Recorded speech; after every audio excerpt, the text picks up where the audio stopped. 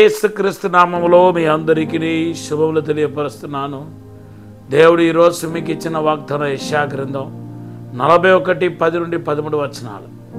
ఈరోజు మీ ఇంట్లో మీకు నచ్చిన మీరు ప్రేమించే సేవకులు ఎవరైనా ఉంటే వారిని దేవుడు హెచ్చించబోతున్నాడని మాట్లాడుతున్నాడు.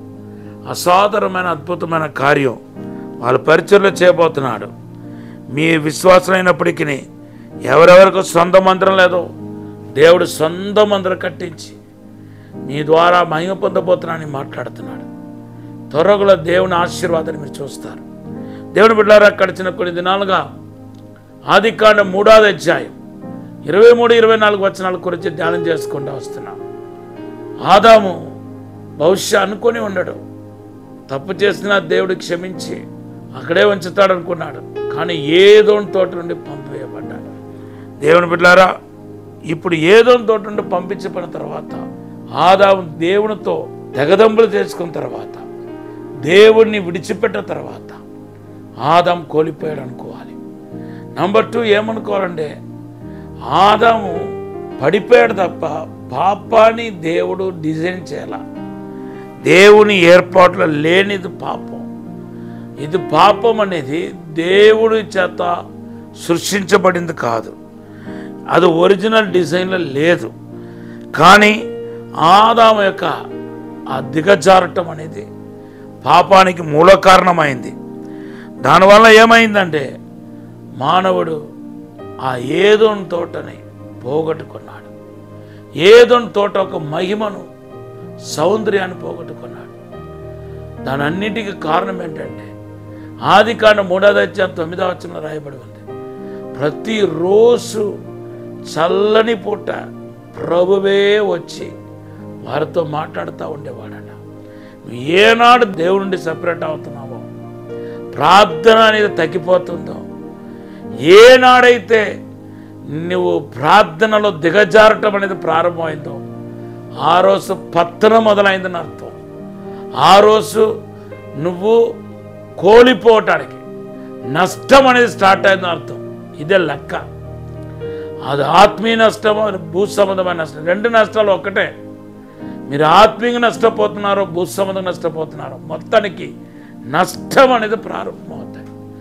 మనం ఎంతగా దేవునితో మరి సవాసం చేస్తూ ఆ సవాసంలో బలపడుతున్నామో అందందకు మనం ఇంకా ఇంకా ఇంకా మన ఆశీర్వాదాలు, మనకు దేవుడు చేసిన అద్భుతాలు, మనం చూచిన అద్భుతాలు, మేలు విస్తరించుకుంటూ వస్తాయి. కానీ ఎప్పుడైతే దేవుని విడిచిపెట్టి మరి సాతానుతో చేయగలుగుతున్నామో ఇంకా ఆ రోజు పతనం మొదలైందని అర్థం. ఈరోజు మనుషులు సంతోషం పెట్టాలని, మీ పైన ఉన్న అధికారులను సంతోషం పెట్టాలని ఎంతోమంది పొరపాటు చేస్తూ ఉన్నారు. దేవుణ్ణి వదులుకుంటున్నారు తప్ప వాళ్ళని వదులుకోవట్లేదు. దేవుని బిడ్డలారా, లోక స్నేహం దేవునితో వైరమని ఎరగరా. యాకోబు పత్రిక 4:4 రాయబడి ఉంది. అది నిజంగానే వైరమే. ఈరోజు లోకాన్ని విడిచిపెట్టండి, పాపాన్ని విడిచిపెట్టండి. గడిచిన కొన్ని రోజులుగా అనేక రూపంలో దేవుడు హెచ్చరించుకుంటూ వస్తున్నాడు. ఇప్పుడైనా మీరు మనసు మార్చుకోవాలి. నాలాంటి పరిస్థితులు ఎవరు లేడు, నాలో ఏ లోపం లేదంటే నువ్వు సునీతిపరుడు, నీలో సునీతి ఉందని అర్థం, భ్రమపడుతున్నావు అర్థం, ఎలుగుదుదని నా ఆవరించినట్టు లెక్క.